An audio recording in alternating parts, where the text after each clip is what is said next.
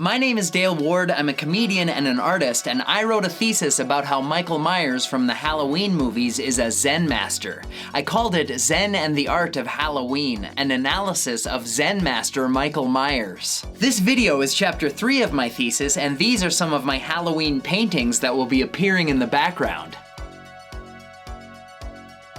So let's get into chapter 3, which is titled Śūnyatā. Or if you're gonna pronounce it wrong, Samhain Śūnyatā.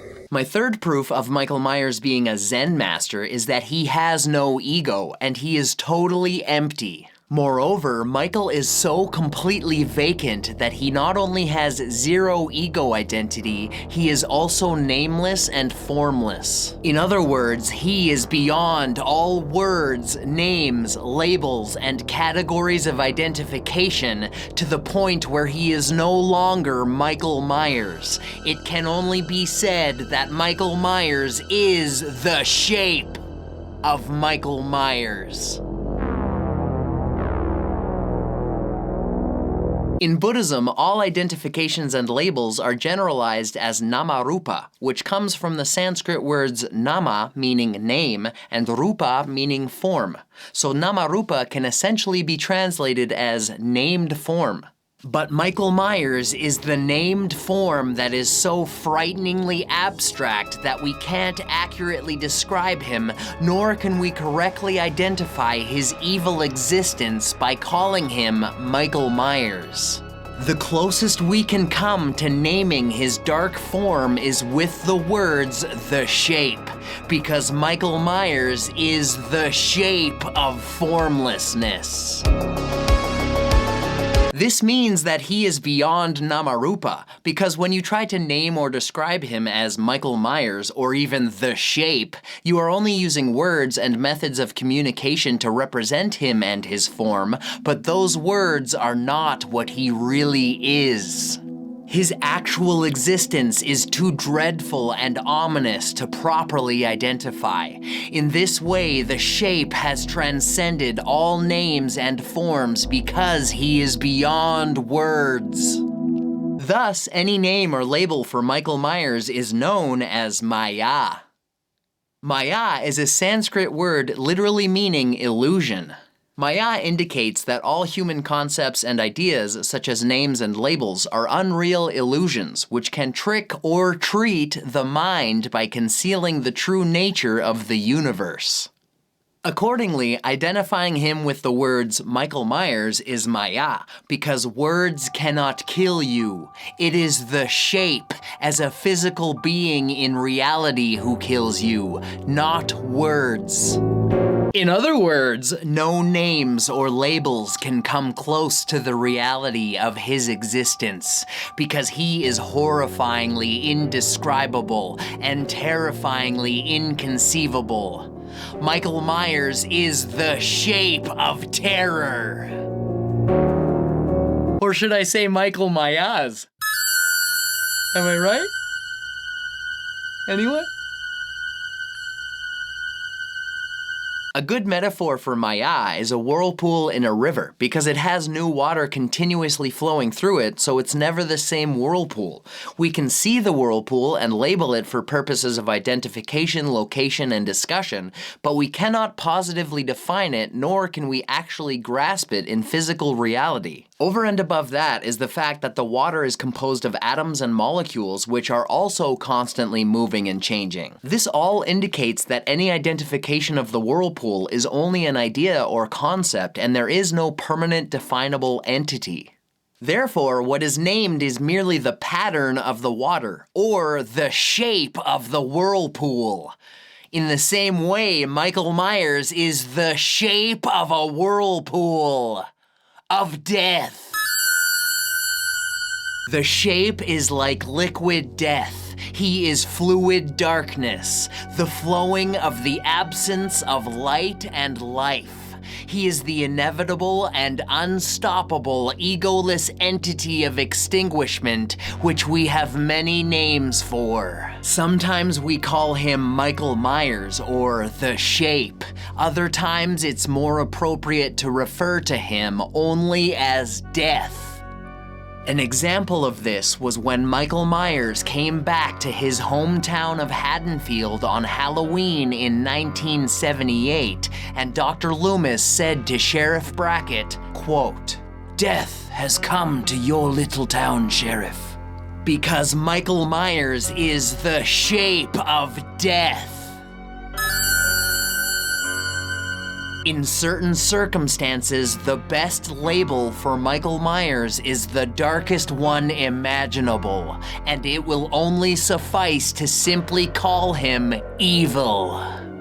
For example, when Michael escaped the sanitarium in 1978, Dr. Loomis exclaimed, "He's gone! He's gone from here! The evil is gone!" And the next day on Halloween, Loomis said of Myers, quote, "I spent 8 years trying to reach him, and then another 7 trying to keep him locked up because I realized that what was living behind that boy's eyes was purely and simply evil." Michael Myers has clearly transcended his name, his form, and his ego identity. He has become something else. He is a symbol, an icon of pure evil, wearing the mask of a person. Michael Myers is the shape of evil. But again, all names and labels for Michael Myers are illusions, Māyā, to the point where the most accurate description of him is often just the boogeyman. As when little Tommy Doyle saw the shape on Halloween night in 1978 and screamed, "The boogeyman's outside! The boogeyman's outside!" Which is very significant since Tommy didn't even know what that meant. This was proven earlier that night when Tommy asked, "Laurie, what's the boogeyman?" And this question was never answered, and it never will be answered, because it is unanswerable. The boogeyman as a concept is inconceivable. Therefore, no one can ever say what he truly is. In fact, it's even difficult to say what he looks like, as when Tommy told Laurie, "I saw the boogeyman. I saw him outside." And Laurie asked him, "What do you look like?" But Tommy couldn't even begin to describe the shape, so he simply said, "The boogeyman."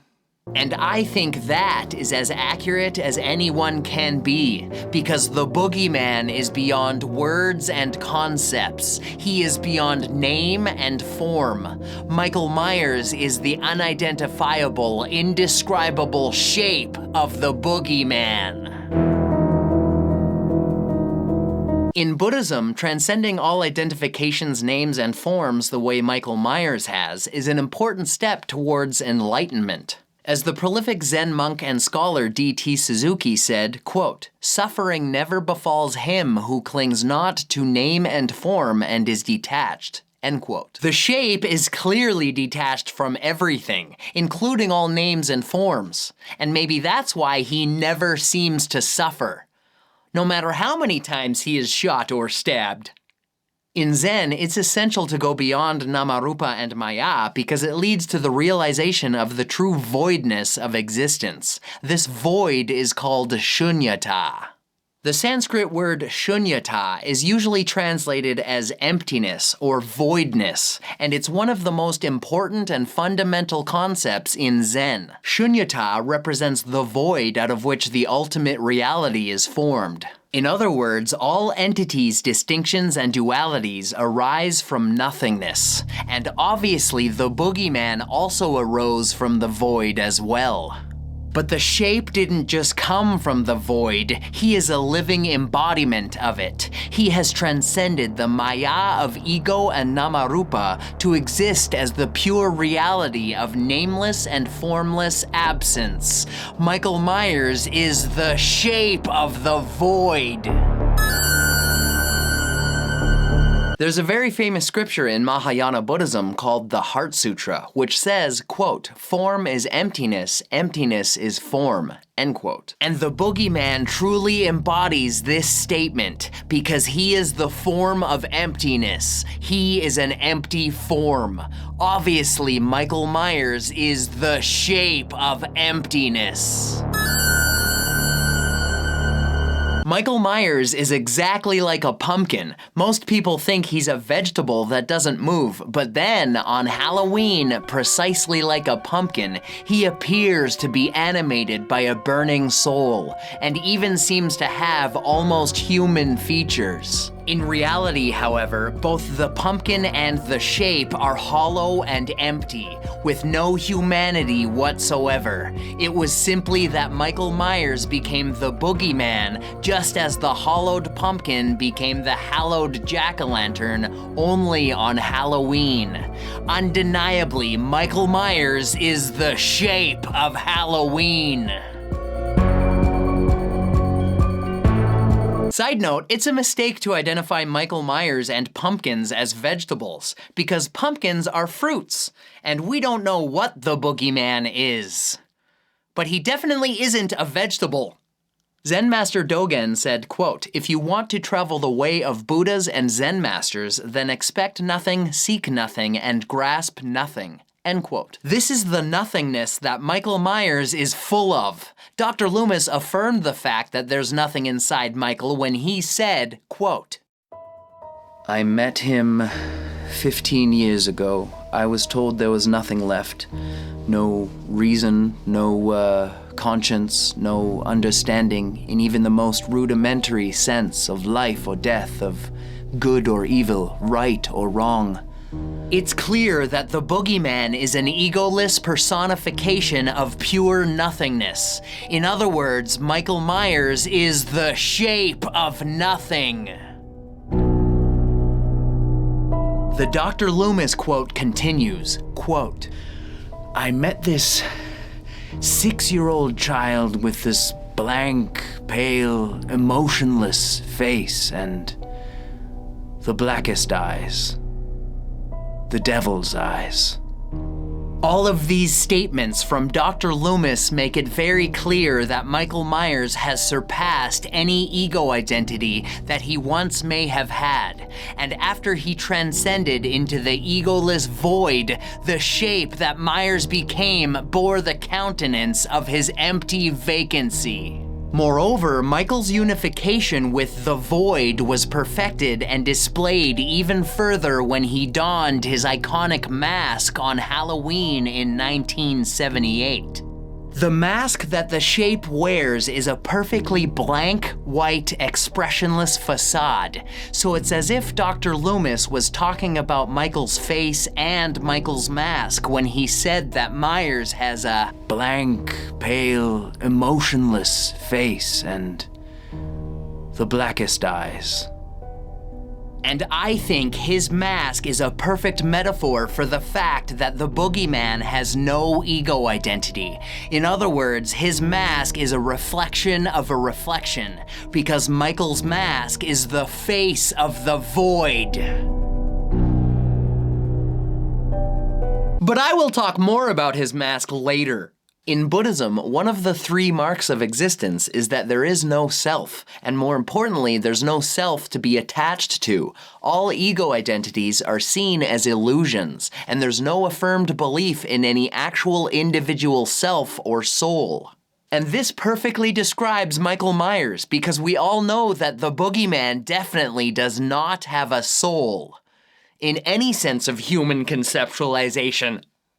The negation of belief in self is represented by the Buddhist doctrine called Anātman. The word Anātman is derived from the Sanskrit root Atman, meaning self or essence, and the prefix an, meaning non. So this idea focuses on realizing your non-self, which is essentially facing the fact that your ego identity does not exist. In other words, your idea of yourself does not exist in reality, and the ego is an ephemeral experience. So in Buddhism, there's no confirmation of any permanent underlying individual self. Thus, through Anātman, one learns to be in an egoless, empty space, just like the boogeyman. Michael Myers is the shape of Anātman, to the point where even his eyes embody and reflect the fact that his selfless existence is full of empty, hollow nothingness. As Loomis says, Myers has the blackest eyes, the devil's eyes. This is because the boogeyman is the darkest, most empty entity imaginable. He is the soulless, egoless, indistinguishable thing in the shadows where the light cannot reach. Michael Myers is the shape of darkness. Darkness is the absence of light, and Michael Myers is the shape of absence in many ways. Therefore, I think that a shadow is a good metaphor for Michael Myers as well as the doctrine of Anātman, because the shadow of a person can appear to be a real individual entity with an ego, self, or soul, but that's only an illusion. A shadow is simply the blocking of light, in the same way that the ego is the blocking of enlightenment. Which is to say that a shadow of a person is not a person, even though it's in the shape of a person and can move like a person. In exactly the same way as a shadow, Michael Myers is darkness in the shape of a person, but he is not a person. The boogeyman is the literal personification of darkness. He is a human shadow, the shape of a human, but not a human. In other words, Michael Myers is the shape of a shadow. The founder of analytical psychology, Swiss psychiatrist and psychoanalyst Carl Jung, coined the term shadow to represent the psychologically hidden, repressed, or denied parts of the self, which are usually the darker parts of the self. The shadow is the darkness that lurks outside the light of consciousness, but is still an important part of what makes and shapes one's personality because it subconsciously influences one's behavior, especially when it's ignored. Michael Myers is an embodiment of the shadow because the boogeyman is the darkness in our minds. He is the individual and collective dark side of human consciousness. The shape is a living shadow that lives in the shadows because he is made of shadows. He has no ego, self, or soul. He is human darkness, the absence of all light. In this respect, he is the shape of physical and psychological darkness, meaning that Michael Myers is the shape of every shadow. Carl Jung's theory was that in order to become a whole, totally aware and complete person, you need to integrate the shadow into your being. In other words, bring the darkness of the shadow into your known personality and make it a conscious part of who you are. Michael Myers, however, is beyond being a whole person because he is the shadow. And he has no ego nor any ideas of humanity, so he couldn't care less about being any type of person. In fact, the shape doesn't have a self to care about, therefore he doesn't have any cares whatsoever. So it doesn't matter to the boogeyman what other people think or do, because Michael Myers is the shape of apathy. And there are many examples, victims, of Michael's lack of caring. One example of his apathy was on Halloween in 1978 when Michael walked around the Wallace house with Annie's corpse in his arms and not a care in the world who saw him. That was when Tommy Doyle screamed, "The boogeyman's outside! outside! The boogeyman's outside! So perhaps the reason why Michael never defends himself is because he doesn't care about anything, including himself, because he has no self. Myers is an empty killing machine, not a defending machine. He's been shot and stabbed many times, but he never tries to stop it. Instead, he just keeps attacking and never defends, proving that the best defense is a good offense. Michael has no cares, no dreams, no goals, and he doesn't worry or stress about any concepts, ideas, beliefs, opinions, or even himself. Therefore, he has no sense for self-preservation, and I think this is all because his ego does not exist. Furthermore, whatever he is seems to know it, feel it, and most importantly, is totally unified with it. In fact, Michael Myers is it. And Dr. Loomis seemed to know it as well, because he constantly referred to Michael as it. An example of this was when Nurse Marion asked Loomis in regards to the handling of Myers, "Are there any special instructions?" Dr. Loomis replied, "Just try to understand what we're dealing with here. Don't underestimate it." Marion then asked, "Don't you think we can refer to it as him?" And Loomis responded, "If you say so." In fact, even Laurie Strode confirmed Michael's itness. After Dr. Loomis shot the Shape 6 times on Halloween in 1978, Laurie said to Loomis,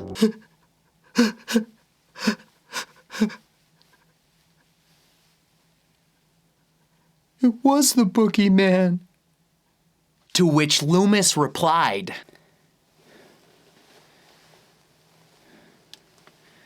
"As a matter of fact, it was." Because Michael Myers is the shape of it. Both Loomis and Laurie seem to know that Michael Myers has no self and no ego, and that all names and labels for him are only for purposes of communication about Michael Myers. But names and labels have nothing to do with reality when it comes to the shape, because the boogeyman is not made of words. You cannot be killed by communication. Words, texts, and sounds cannot take your life, but the entity known as Michael Myers can and will.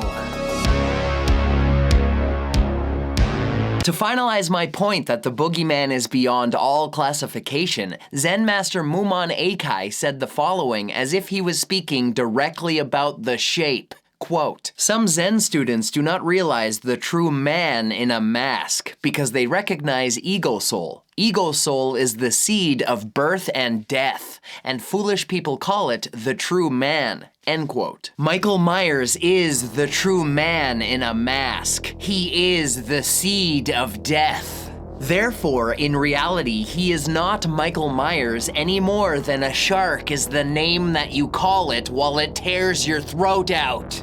Even labeling that animal a shark is not actual reality, just like calling Michael Myers a man is not actual reality. Proof of this was on Halloween night in 1978 when Dr. Loomis and Sheriff Brackett were at the Myers house and they found a dead dog. Loomis muttered, "He got hungry." Brackett responded, "A man wouldn't do that." And Dr. Loomis darkly replied, "This isn't a man." In summary, everything about the boogeyman is a display of empty, unidentifiable egolessness. His nameless existence, his vague and indistinguishable shape-like nature, his totally emotionless face, and the blank mask that he wears over it, right down to his empty and vacant eyes. Everything about Michael Myers perfectly reflects his abiding and foreboding within the egoless void. Interestingly, neither Zen nor the universe can be accurately described or properly talked about with words, and the same can be said or not said about the shape. Therefore, Śūnyatā is fundamentally showing itself through the boogeyman. In this way, Michael can be seen as a teacher of nothing, which is precisely what a Zen master is. Moreover, Myers conveys nothingness without speaking a word. And that's often the same method that Zen masters will use to teach about the void. For these reasons, the boogeyman is clearly a Zen master, because he is a perfect personification of egolessness and empty nothingness. In other words, he is Śūnyatā in the flesh. Michael Myers is the shape of Śūnyatā.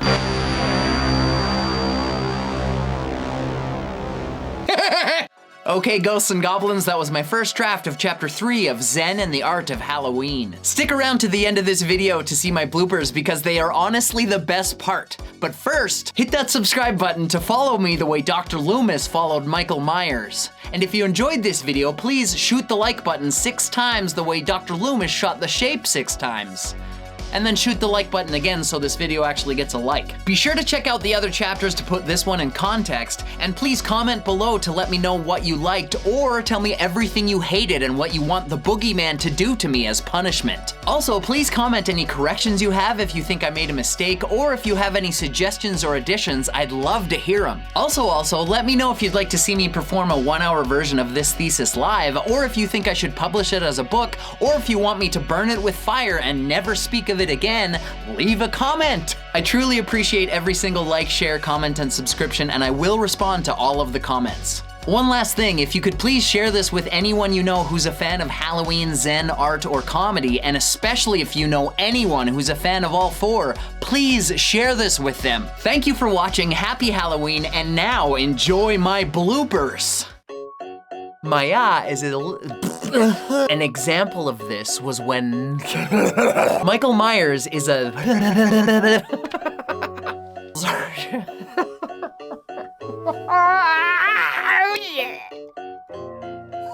and Sarah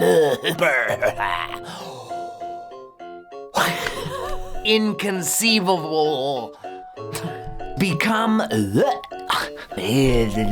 transcending all represents the to exist at 1978. For example, labels are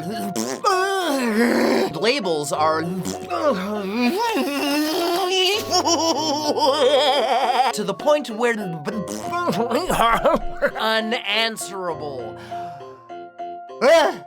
The founder of analytical psychology, side note, and this perfectly describes Michael Myers. Anātman meaning self. So this idea,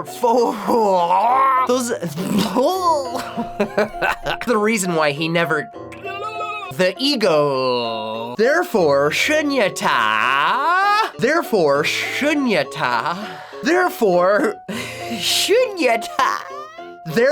Śūnyatā is fundamentally showing itself through the boogeyman. Nothingness without speaking a word. Michael Myers is the shape of a whirlpool of death. A whirlpool of death.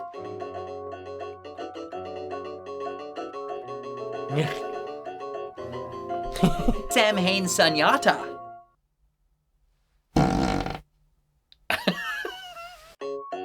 Is the evil ever really gone?